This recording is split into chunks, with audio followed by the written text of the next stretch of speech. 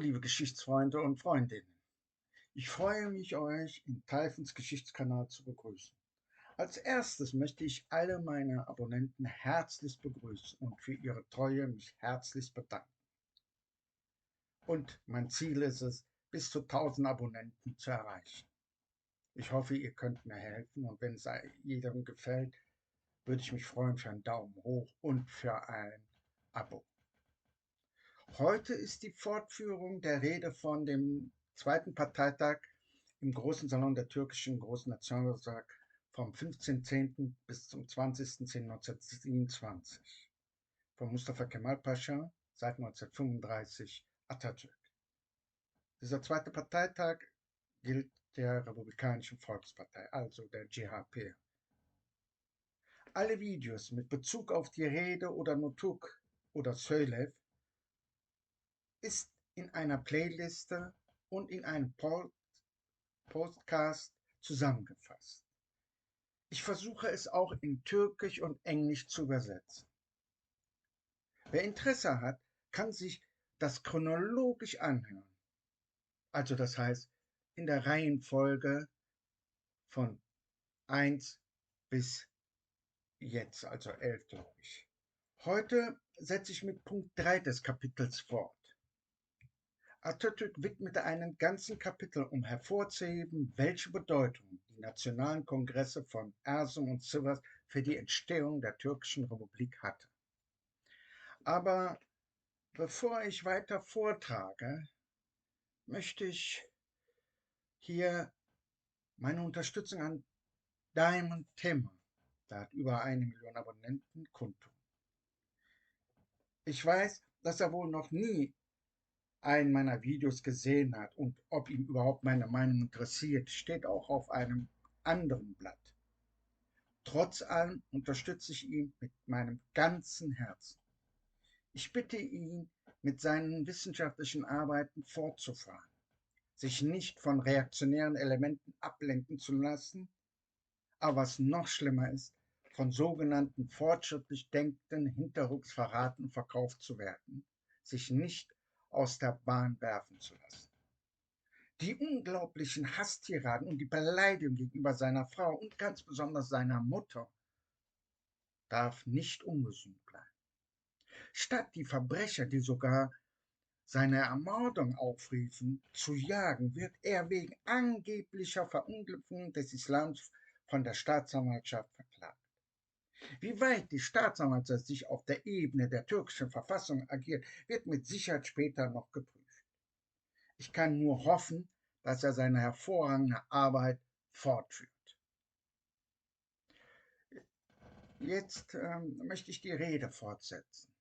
Diamond Timmer selbst würde sich wahrscheinlich freuen, wenn er wüsste, dass die Rede, Nutuk oder Söylev, von Atatürk in vernünftiger Form ins Deutsche übersetzt und vorgetragen wird. Abschnitt 3. Die Vorbereitung für den Kongress.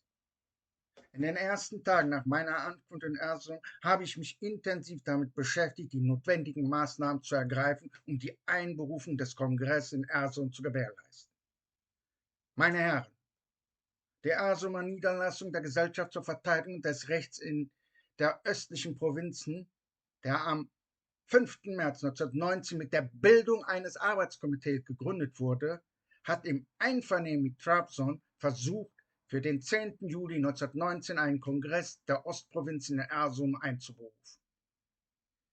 Im Juni, als ich noch in Amasya war, schickte es ein Schreiben mit einem Vorschlag und einem Aufruf an die östlichen Provinzen, Delegierte zu entsenden. Von diesem Tage an bis zu meiner Ankunft in Erzurum und danach unternahm es außerordentliche Anstrengungen, um Delegierte aus den Provinzen zu bekommen. Unter den damaligen Bedingungen ist die Schwierigkeit, ein solches Ziel zu erreichen, jedoch leicht verständlich. Obwohl der Tag der Einberufung des Kongresses, der 10. Juli, immer näher rückte, wurden die erforderlichen Delegierten aus den Provinzen nicht gewählt und entsandt. Es sei nun aber eine sehr wichtige Aufgabe, dafür zu sorgen, dass dieser Kongress einberufen werde. Daher mussten wir solide Initiativen ergreifen. Einerseits wurden die einzelnen Provinzen offen benachrichtigt, andererseits wurden die notwendigen Mitteilungen an die Gouverneure und Kommandanten über geschlossene Telegramme übermittelt. Mit einer Verspätung von 13 Tagen gelang es schließlich, genügend Delegierte zu versammeln. Meine Herren, die Unterstützung des nationalen Kampfes durch die Armee und die Harmonisierung der Arbeit der Armee und des Volkes war eine wichtige Angelegenheit. Die Division in Trabzon wurde vom stellvertretenden Kommandeur befehligt. Der ursprüngliche Kommandant, Halit Bey, hielt sich in Bayburt versteckt. Halit Bey aus dem Versteck zu holen, war in zweierlei Hinsicht notwendig. In erster Linie galt es, die Stimmung des Volkes und vor allem der Soldaten zu heben, indem man ihnen zeigte, dass sie nichts zu befürchten hatten und nichts zu verbergen hatten, wenn sie nach Istanbul gerufen wurden und dieser Aufforderung nicht nachkamen. Außerdem wäre es im Falle eines Angriffs von außen auf Trabzon, das ein wichtiger Ort an der Küste war, von Vorteil, einen begeisterten Kommandeur an der Spitze der Division zu haben. Deshalb habe ich Halit Bey nach Erzurum bringen lassen. Ich selbst habe ihm besondere Anweisungen gegeben und ihm befohlen, sich in Matschka einzufinden, um gegebenenfalls sofort die Führung der Division zu übernehmen. Während wir mit diesen Angelegenheiten beschäftigt waren, mussten wir auch Zeit damit verschwenden, verschiedene Antworten auf die betrügerische Telegramme von Fahid Pascha, der den Posten des Kriegsministers in Istanbul innehatte, und des Sultans zu geben, um mich zur Rückkehr nach Istanbul zu bewegen. Abschnitt 4. Abschied vom Militärdienst und Unterstützung der Bevölkerung von Erzurum. Das Kriegsministerium sagte, komm nach Istanbul. Der Sultan begann erst einmal an die frische Luft, setzt euch irgendwo in Anatolien hin, aber lasst euch auf nichts ein. Schließlich sagten die beiden zusammen, du musst kommen. Ich sagte, ich komme nicht. In der Nacht vom 8. auf den 9. Juli 1919, während eines telegrafischen Gesprächs mit dem Palast, schloss sich plötzlich der Vorhang und das Spiel, das 1 Monat lang vom 8. Juni bis zum 8. Juli gedauert hat, war zu Ende. In dieser Minute beendete Istanbul meinen offiziellen Dienst und in dieser Minute, in der Nacht vom 8. auf den 9. Juli 1919 um 22:50 Uhr, schickte ich ein Telegramm an das Kriegsministerium und um 23 Uhr an den Sultan, in dem ich ihn über meinen Rücktritt vom Militärdienst informierte. Von diesem Tage an, losgelöst von offiziellen Pflichten und Autoritäten, nun auf die Güte, den Edelmut und die Tapferkeit der Nation vertrauen und inspiriert und gestärkt durch ihre unerschöpfliche Quelle der Kraft und Macht haben wir unsere Pflicht so erfüllt, wie es unser Gewissen gebot. Meine Herren, ich halte es für meine Pflicht, hier die unvergesslichen Eindrücke zu erwähnen, die das Vertrauen und die Zuneigung hinterlassen haben, die mir die Bevölkerung von Erzurum und die Erzurumer Niederlassung der Gesellschaft zur Verteidigung des Rechts der östlichen Provinzen in sehr offener Weise entgegengebracht haben. Als ich aus dem Militärdienst ausgeschieden bin,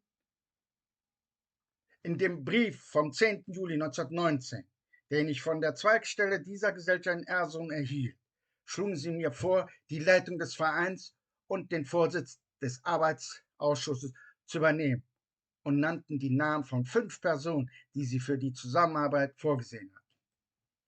Diese 5 Personen waren Raif Efendi, Major außer Dienst Süleyman Bey, Major außer Diensten Kazım Bey, Necati Bey, Direktor der Al-Bayrak Zeitung und Dursun Beyul Cevat Bey. In dem erwähnten Artikel wurde berichtet, dass Rauf Bey auch zum 2. Vorsitzenden des Arbeitsausschusses gewählt worden war. Damals war Raif Efendi Vorsitzender des Verwaltungsrats der Erzurumer Niederlassung und die Mitglieder waren Hacı Hafiz Efendi, Süleyman Bey, Maksud Bey, Mesut Bey, Necati Bey, Ahmet Bey, Kazım Bey und der Schriftführer war Cevat Bey. Die Außenstelle Ersum bat auch darum, ihn per Telegramm mitzuteilen, dass sie die Vollmacht erhalten habe, im Namen des Hauptvorstands zu sprechen. Um uns die Teilnahme am Kongress in Ersum zu erleichtern, zogen sich außerdem Major A.D. Kasem und Dusunbeolu Jawad Beys, die als Delegierter von Ersum zum Kongress gewählt worden waren, als Delegierte zurück. Hier beende ich die Rede und weise darauf hin, dass die nächsten Abschnitte 5, die Eröffnung, und Abschnitt 6, die Ziele des Kongresses von Ersum darlegt. Ich hoffe, es hat euch Spaß gemacht und ich werde dann die Vorbereitung für den Abschnitt 5 und 6 machen. Das wird noch sehr viel Zeit und Arbeit kosten, weil ich das ja alles selber übersetze. Ich wünsche euch einen schönen Tag.